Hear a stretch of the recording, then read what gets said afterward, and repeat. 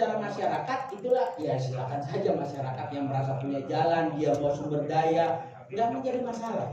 Tidak ada konsekuensinya.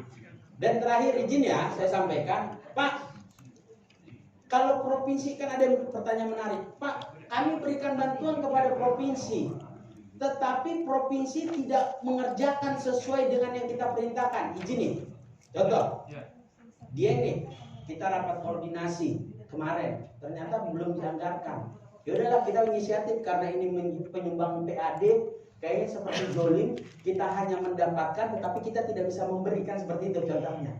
Kita berikan belanja bantuan keuangan khusus kepada provinsi. Provinsi harus mengerjakan sesuai dengan yang kita laksanakan. Pak, kalau tidak dilaksanakan akan muncul dalam hal nih.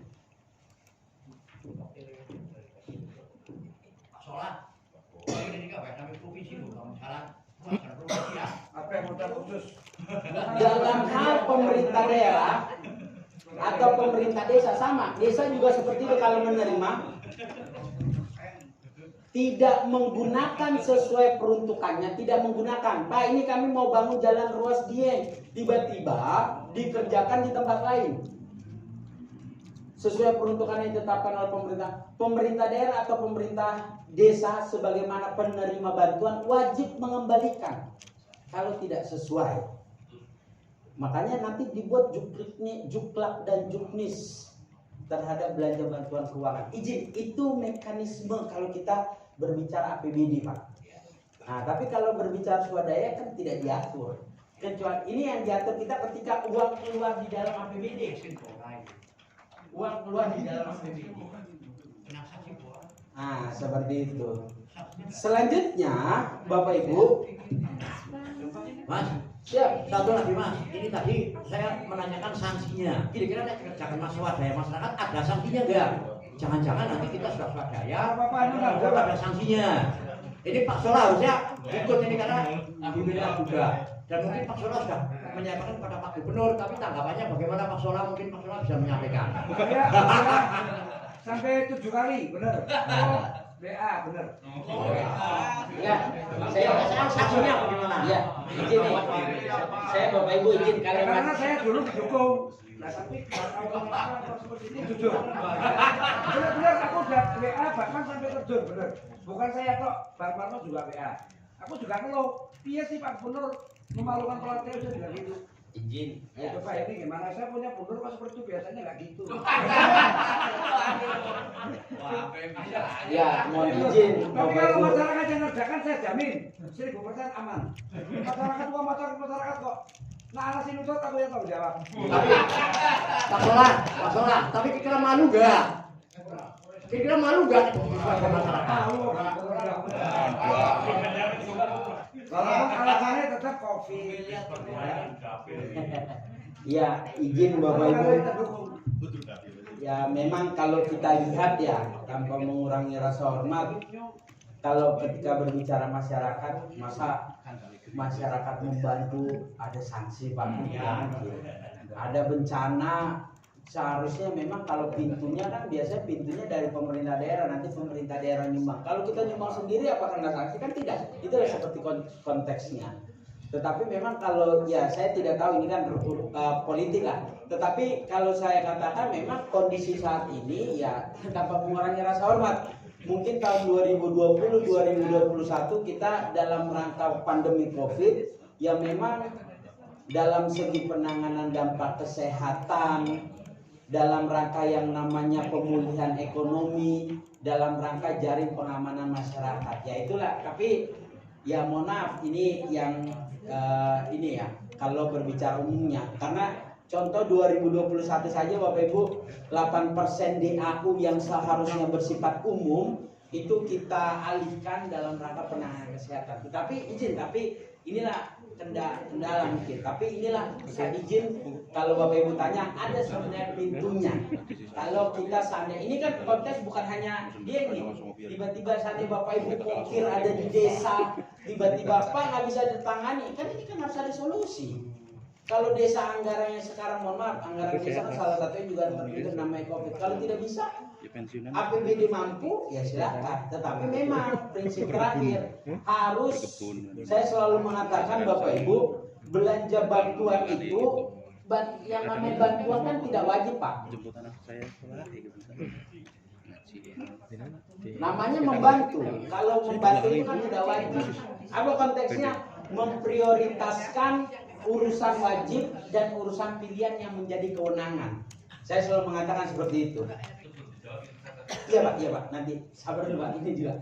Makanya saya selalu mengatakan jangan sampai kita membantu, izin ya. Kita membantu, tetapi urusan wajib kita terlewat. Sama seperti, mohon maaf, biasanya kalau kita seandainya agama Islam gitu, dia sholat tahajudnya sampai jam 4, jam 5 yang seharusnya sholat subuhnya terlewat. Apa maknanya? Yang wajibnya tertinggal, yang tidak wajibnya izin. Itulah kalau berbicara PBD. Selanjutnya terhadap jalan usaha tani. Nah, ini memang saya selalu menjadi pertanyaan nih. Coba dulu tanyakan, ini jalan usaha tani ini milik desa apa milik masyarakat? Kan seperti itu Pak. Ya menjadi kelompok. Kalau mekanisme kelompok masyarakat kan pintu satu Pak. Hibah dapat diberikan kepada pertama pemerintah pusat. Makanya muncul boleh ke KPU, Kapolres, ke Polres, boleh ke Dandim. Yang kedua kepada pemerintah daerah lainnya dalam hal otonom baru. Yang ketiga BUMN atau BUMD. Yang keempat badan, lembaga, dan ormas yang berbadan hukum. Ketika berbicara badan dan lembaga, dia bertanya itu kan badan lembaga pertanian. Dia yang punya nih. Berarti pintunya apa? Hibah. Yang menjadi pertanyaan, kalau desa, ini kewenangan desa bukan? Apakah asetnya desa? Saya tanyakan aja Pak, izin ya. Tanyakan dulu, ini asetnya desa bukan? Bukan. Kalau bukan asetnya desa, pasti kita memberikan langsung kepada masyarakat. Kelompok, berarti kan pemerintah daerah. Ini sama saja, mohon maaf Bapak Ibu, yang berprestasi teman-teman, pemerintah daerah dalam hal ini dengan DPRD, yang menikmati, yang memberikan kepada masyarakat desa. Kan ini kan berbicara kewenangan, ini kan masyarakatnya. Karena kelompok masyarakat, pintunya seperti itu. Kalau desa, dia otonom, kewenangannya diatur Pak. Di dalam Permendagri 114 tentang kewenangan desa ada. Nah, jadi dilihat, mohon izin Pak, tanpa murah. Saya kan belum tahu, tiba-tiba memang ini kewenangan dia dikelola sama dia, ya silakan desa. Tapi kalau dia memang milik kelompok masyarakat, ya cuma satu Pak. Pertanyaannya itu udah mulai paham saya Pak. Siapa Pak? Pertanyaan saya seperti ini. Ya, saya lanjutkan lagi pertanyaannya karena saling terus. Ya. Yang satu yang terjadi di Banjarnegara ini. Untuk masalah jalan usaha tani itu, maksudnya di penganggarannya itu ada yang lewat dinas pertanian, ada yang hibah, ada yang hibah, bantuan keuangan mungkin khusus desa. itu kan tapi hibahnya barang supaya tapi yang lewat dinas itu kan belum. Saya boleh buka paparan ya biar kita samakan persepsi terhadap struktur belanja. Ya. Hibahnya barang. Mati.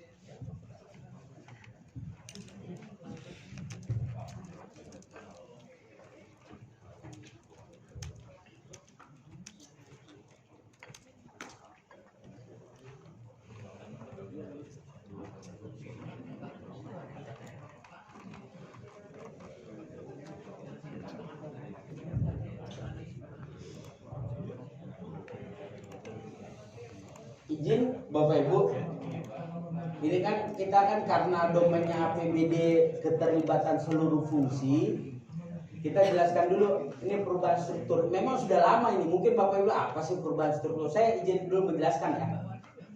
Salah satu perubahan antara PP 18 tentang pengelolaan keuangan daerah adalah struktur APBD, Pak. Adanya struktur APBD. Berbicara struktur APBD ini berbeda. Dulu kita kenal nih antara belanja langsung dan belanja tidak langsung. Ketika kita berbicara belanja langsung, itu program kegiatan. Program kegiatan itu milik siapa? Milik SKPD. Makanya ada yang namanya RKA SKPD. Bapak Ibu kalau ingat. Sekarang, selanjutnya selain belanja langsung, ada belanja tidak langsung. Hibah, bansos dan sebagainya. Hibah bansos mau hibah mau bentuknya keagamaan, hibah pertanian, hibahnya apa yang bersifat uang pasti muaranya di PPKD. Makanya muncul RKA PPKD. Karena kenapa? Berbeda-beda. Sekarang digabungkan Pak, izin. Semua menjadi struktur tidak ada lagi belanja langsung, belanja tidak langsung. Kenapa? Terkadang belanja langsung dan tidak langsung itu dikaitkan dengan indikator kinerja APBD. Contoh, ketika belanja tidak langsung, belanja langsungnya lebih kecil daripada belanja tidak langsung, pasti APBD itu jelek. Kan seperti itu dulu. Tapi contoh Pak, kalau yang namanya izin ya sampai mengurangi rasa daerah Jawa, APBD biasanya belanja pegawainya kan di atas 50% Pak. Mau jungkir balik pun pasti tidak bisa, karena kenapa? Sudah belanja pegawai kontrak kan seperti itu. Makanya ini kita ubah nih. Kadang-kadang kita kan biasanya kalau izin ya, biasanya kalau musrembang ada teman-teman akademisi belanja langsungnya lebih rendah daripada belanja tidak langsung, menandakan bahwa pemerintah kabupaten tidak memprioritaskan kepada masyarakat. Belum tentu Pak. Kalau kita bagi-bagi berbicara belanja langsung ada perjalanan dinas. Perjalanan dinas itu kan aparatur juga. Kan tidak match. Makanya kita buat nih struktur APBD. Apa pengertian struktur ini? Semuanya menjadi program kegiatan.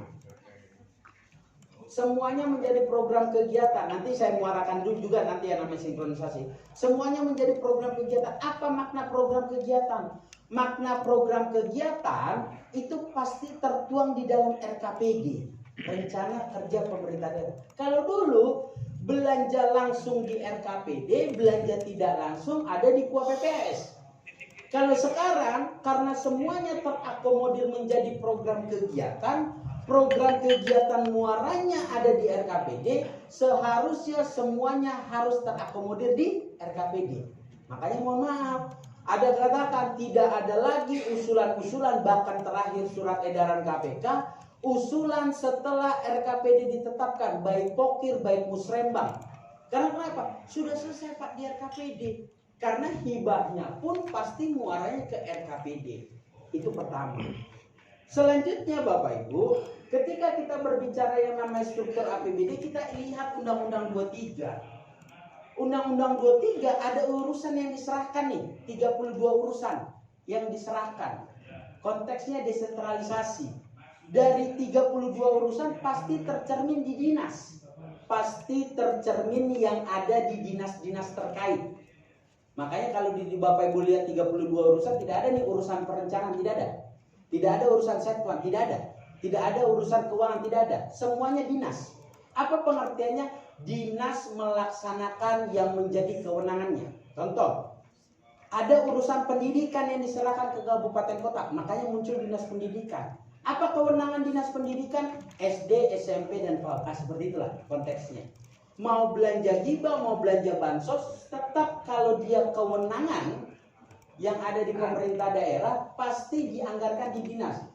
Saya pahami seperti ini ya, nanti boleh disampaikan sama teman yang menanya. Izin. Pertama, kewenangan pendidikan kita apa? Kabupaten, SD, SMP, PAUD, betul. Kewenangan provinsi, SMA, SMK, sama sekolah luar biasa. Oke. Selanjutnya saya tanya, kalau boleh nggak Pak kita menganggarkan SD ya, SD negeri? Boleh, karena kewenangan kita. Yang menjadi pertanyaan, anggarkan di mana? Pasti dinasnya, karena muncul dinas karena ada urusan diserahkan. Selanjutnya, Pak, boleh nggak kita membantu SD swasta? Boleh. Apa belanjanya? Hibah. SD ini kewenangan kita bukan? Berarti anggarkan di dinas pendidikan. Seperti itu Pak.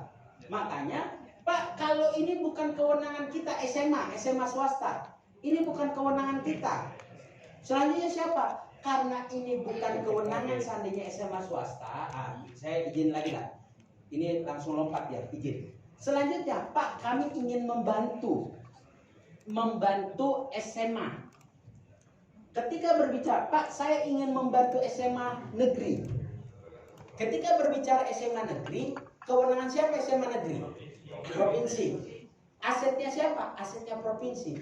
Berarti kita membantu lihat apa? Belanja bantuan keuangan. Nah, baik umum atau khusus. Belanja bantuan keuangan, izin, itu belanja transfer. Belanja transfer anggarannya di BPKAD.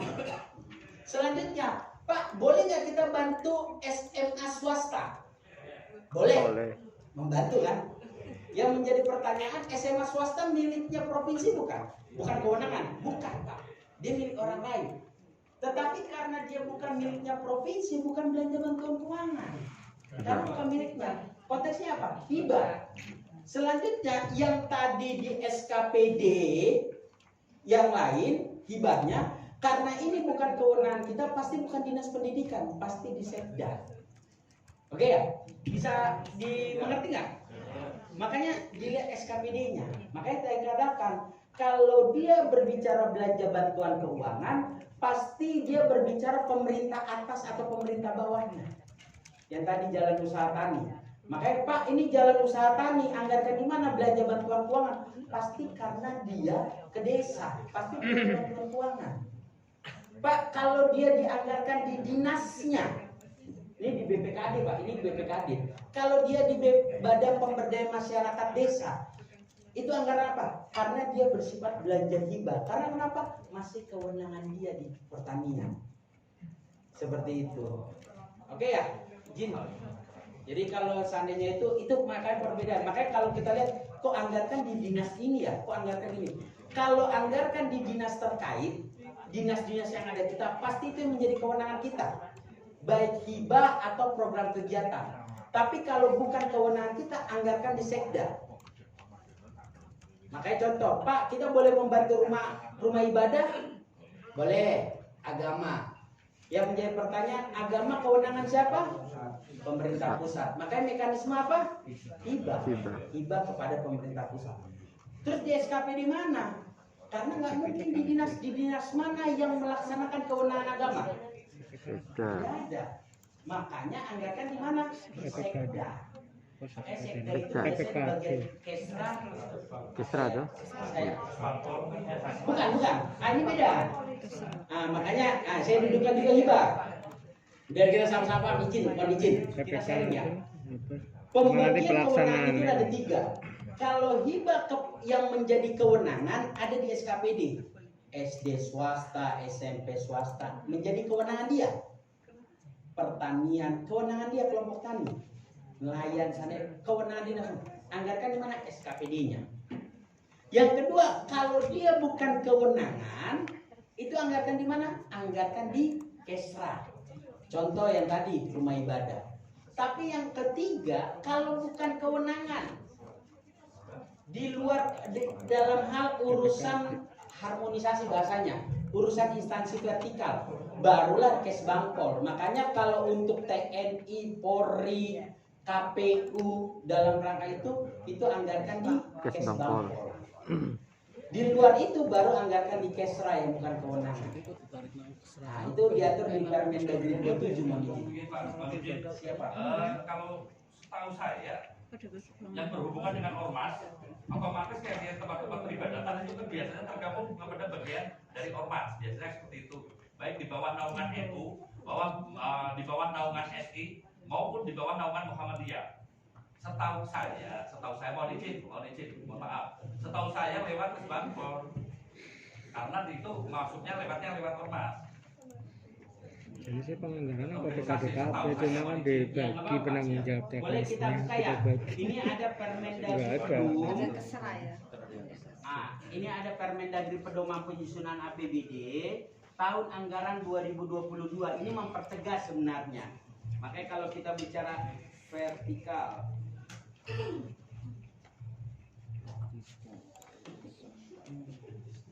nih, izin. Kalau belanja hibah yang menjadi kewenangan, anggarkan di SKPD. Kalau hibah hubungan antar lembaga pemerintahan atau instansi vertikal, anggarkan di Kesbangpol, SKPD pemerintahan umum. Tapi kalau hibah yang bukan urusan kewenangan, anggarkan di Sekda. Mohon izin Pak, diatur di Permendagri 27 tahun 2021. Nggak apa-apa, kita kan memperjelas ini. Jadi memang itu aturan yang baru memang. Aturan yang baru. Ini yang baru ini maksudnya. Ya, karena di dalam Permendagri 90 Ada kemarin dijalankan ini. berarti kewenangan maksudnya hubungannya dengan kewenangan. Nah, jadi begini, mohon izin. Yang namanya tata cara pemberian hibah kepada masyarakat itu diatur lewat peraturan kepala daerah. Seharusnya kepala daerah itu mengatur berdasarkan tusinya. Ini kadang-kadang tidak. Ada contoh, Pak, pembangunan yang namanya pembangunan Polres, izin ya. Pembangunan instansi vertikal lah, mohon maaf. Pembangunan instansi vertikal. Anggarkan di mana? Anggarkan di Dinas PU, Pak. Padahal adanya instansi vertikal di Kesbangpol. Banyak teman-teman Kesbangpol bilang, Pak, mohon maaf, kalau Kesbangpol ini kan nggak bisa membangun, kata dia. Ketika kita anggarkan di Dinas PU, apakah Dinas PU yang mengerjakan? Dia yang beli batu, dia ketiga, dilelang juga. Kan proses juga. Pak, kita nggak tahu ada konsultan perencanaan, konsultan pelaksanaan. Kan ada kita hire belanja jasa konsultan perencanaan dan pengawasan tiap tahun. Sama saja. Makanya ada SKPD melekat urusan. Makanya saya selalu mengatakan, pembangun gedung sekolah itu dinas pendidikan, Pak. Pembangunan yang namanya rumah sakit ada di dinas kesehatan, bukan dinas PU. Ada bagian PU apa? Jalan, itulah kewenangannya. Nah, inilah yang dibagi, mohon. Hibah uang, hibah barang sama. Ada di SKPD-nya masing-masing. Seperti itu, Pak. Mohon izin. Silakan. Oke.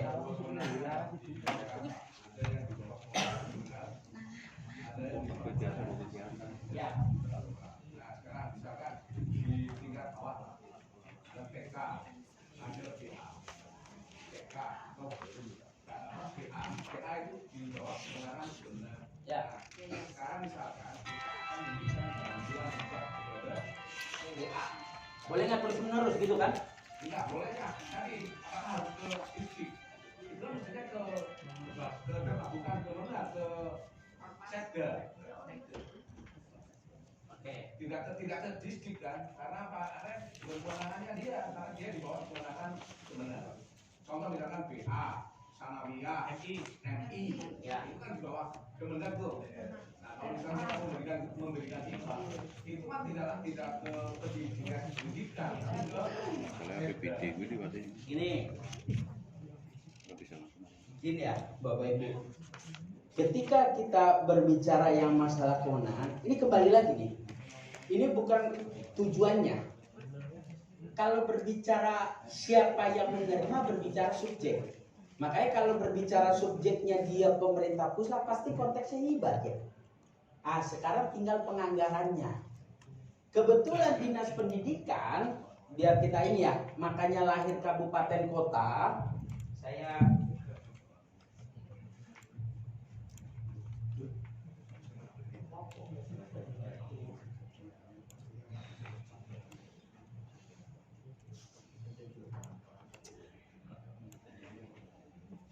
ini ada urusan pendidikan, mohon izin Bapak Ibu.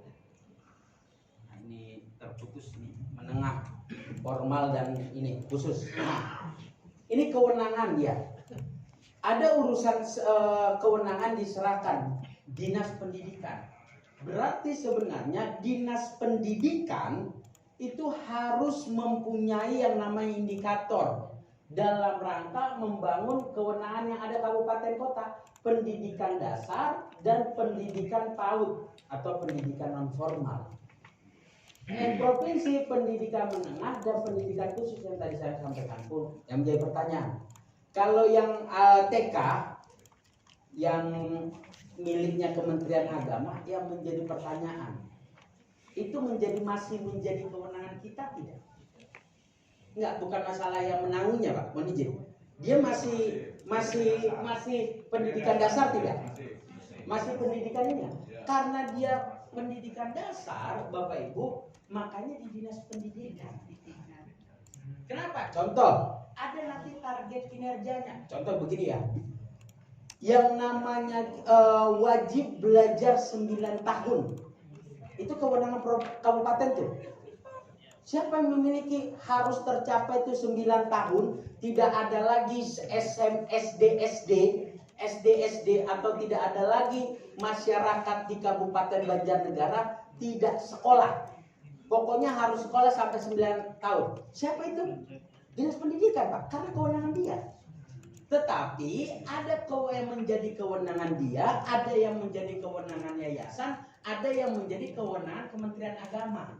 Berarti anggarannya apa? Yang membedakan kalau dia kewenangannya kita anggarkan program kegiatannya, langsung belanja pegawai, barang dan jasa modal. Tapi karena bukan kewenangannya, anggarkan di hibah. Hibah maksudnya.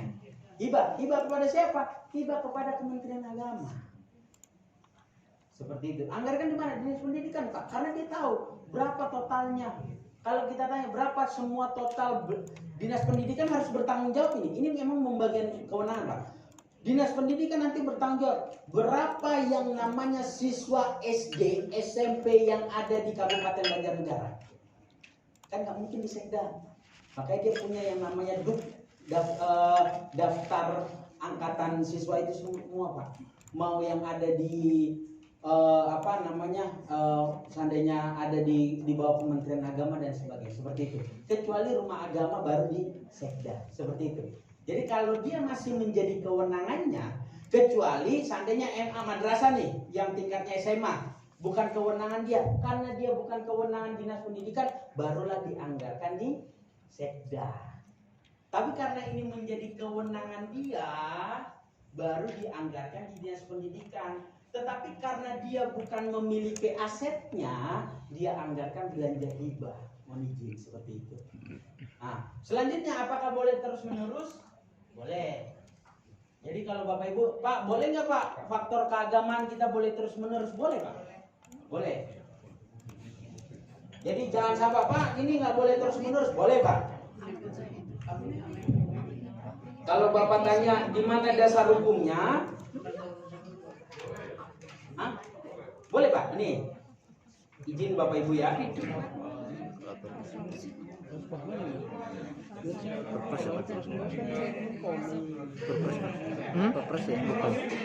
Permendagri. Ya, gini Bapak Ibu, sebenarnya kan kalau kita berbicara agama, mohon izin Pak, memang kalau berbicara agama ini kan sebenarnya urusan pemerintah pusat absolut yang kewenangan. Tetapi ketika berbicara hanya pemerintah pusat, padahal berbicara yang namanya keagamaan di bawah, kan tidak mungkin. Jadi kan harus bersinergi. Oleh karena itu dikatakan boleh nggak terus menerus? Hibah tidak boleh terus menerus setiap tahun anggaran kecuali ditentukan lain oleh peraturan perundang-undangan. Makanya buat peraturan perundang-undangan mana yang menentukan? Contoh, ada yang namanya kepada, mohon maaf, ke seandainya ke KONI, boleh, ke Pramuka, boleh. Ada undang-undang yang mengamanatkan, ke PMI boleh, ke MUI pun ada yang namanya perpresnya. Kemarin baru kami siapkan, kami sudah naikkan, kalau tidak salah sudah tanda tangan. Selanjutnya ke Basnas boleh. Selanjutnya berbicara keagamaan, nah ini diatur di dalam Undang-Undang 23. Daerah dapat memberikan hibah untuk penyelenggaraan kegiatan-kegiatan keagamaan, baik MTQ atau pengembangan pendidikan keagamaan itu sendiri. Nah, ini kan yang mohon maaf, kadang-kadang kan apa ya, kalau yang namanya madrasah Pak, katanya Kementerian Keuangan, agama, ini permasalahan ya, semoga tidak di Banjarnegara. Apalagi yang namanya dari masih membayar katanya, karena di Kementerian Agama nggak ada anggarannya, gurunya pun kalau berbicara yang namanya honornya ini masih kecil. Nah ini kan harus Pemda boleh memberikan. Agak lucu dia sama-sama mengerjakan tugas pendidikan seperti itu, tetapi kewenangan berbeda seperti itu. Makanya inilah dasar hukum di Undang-Undang 23, daerah dapat memberikan kegiatan-kegiatan keagamaan MTQ. Ya Pak? Secara terus menerus Pak. Ini kan dasar hukumnya. Kalau dapat memberikan, Pak, apakah seandainya Pak boleh nggak kita nggak berikan? Seandainya kalau nggak ada permohonan kan konteksnya dapat Pak. Tapi dasar inilah boleh. Kalau dikatakan terus menerus boleh. Tapi kalau Pak ini boleh nggak kita nggak? Kalau dia sama seandainya Koni kalau tidak mengajukan proposal ya nggak mungkin kita tahu dari mana dia. Enggak. Gini, izin. Yang boleh terus menerus adalah yang diatur oleh peraturan perundang-undangan. Tetapi mohon maaf kalau Bapak baca memang di Undang-Undang 12 tahun 2011 tentang struktur ketentuan peraturan perundang-undangan memang sampai perda pun ketentuan peraturan perundang-undangan. Tetapi ini kami sampaikan yang di atas bahkan di atas peraturan menteri. Yang di atas sampai peraturan menteri. Jangan sampai mohon maaf ya, ada kementerian lain udah boleh dibuatkan. Nah, ini harus setingkat itu Perpres, PP dan undang-undang. Nah, ada yang terakhir itu bukan peraturan itu contoh seperti yang namanya FKUB. Itu 2 peraturan menteri bersama. Itu yang paling rendah peraturan menteri bersama yang kami pahami. Tetapi semua pasti undang-undang. KONI itu undang-undang, Pak. Pramuka itu PP. PMI itu undang-undang. Basnas itu undang-undang, ada PP-nya juga. MUI itu Perpres. Nah, jadi dari undang-undang. Nah, kalau Perda, ya mohon maaf kalau Bapak singgung, Pak kan Perda kan masuk ketentuan peraturan perundang-undangan. Ya nanti setiap daerah buat Perda ini semua Pak, jadi terus menerus mohon izin. Ini kan tidak membatasi hal-hal tersebut. Seperti itu izin. Ada yang tadi Pak? Silakan. Baik, matur nuwun. Mohon maaf, ini saya bertanya tentang dana desa Pak ya. Mungkin secara teknis ya, pandangannya seperti apa? Karena memang ada efeknya ke kami begitu ya. Jadi Perpres nomor 104 tahun 2021 katanya dengan dana desa ya, peruntukannya itu kan jelas ya di situ ya. Ada program perlindungan sosial berupa bantuan langsung tunai desa paling sedikit 40%. Kemudian program ketahanan pangan hewani paling sedikit 20%. Dukungan pendanaan penanganan COVID paling sedikit 8%. Program sektor prioritas lainnya itu tambahannya gitu ya. Jadi karena ini sudah jelas seperti itu penggunaan dana desa itu 40%, 20%, 8% dan sisanya ya. Sehingga kemudian Kades itu mengeluh tentang tidak bisa melaksanakan program yang sudah direncanakan awal ingin membangun infrastruktur misalnya gitu ya. Sehingga kemudian larinya ke APBD begitu ya. Nah pertanyaannya apakah kalau sudah seperti ini itu berarti sudah clear ya, apalagi jelas seperti itu Perpresnya begitu ya. Jadi apakah dimungkinkan ada karena dulu saya pernah menyampaikan pernah menerima di fintech itu sebenarnya kalau untuk perlindungan sosial itu bisa saja berupa yang lain begitu, walaupun bunyinya masih bantuan misalnya tidak langsung tunai. Makanya ini clear, kita pengen mendapatkan penjelasan dari panjenengan tentu menguasai hal ini gitu kira-kira. Siap. Oke. Ada lagi Bapak Ibu? Boleh ya? Saya sekalian nyari referensi. Oh siapa Pak? Depan dulu, Pak. Iya. Yang belakang artinya tadi sudah dibahas ya, lama-lama kita tarik dari provinsi ke daerah saja ini. Ini karena menjadi permasalahan. Ini yang pertama. Misalkan dinas itu membangun sesuatu fasilitas umum misalnya, tidak terbangun selesai terbangun.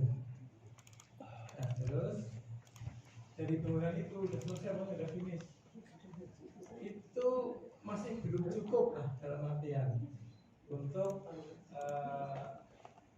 memfasilitasinya misalnya. Lalu ada swadaya yang ikut membuat fasilitas itu supaya bisa dipakai, supaya bangunan itu bisa dipakai, itu dilengkapi lah ini.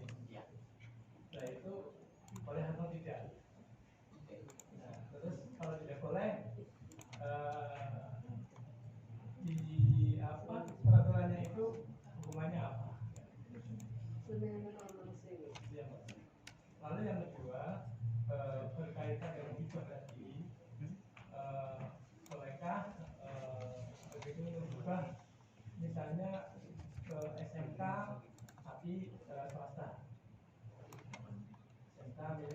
asli.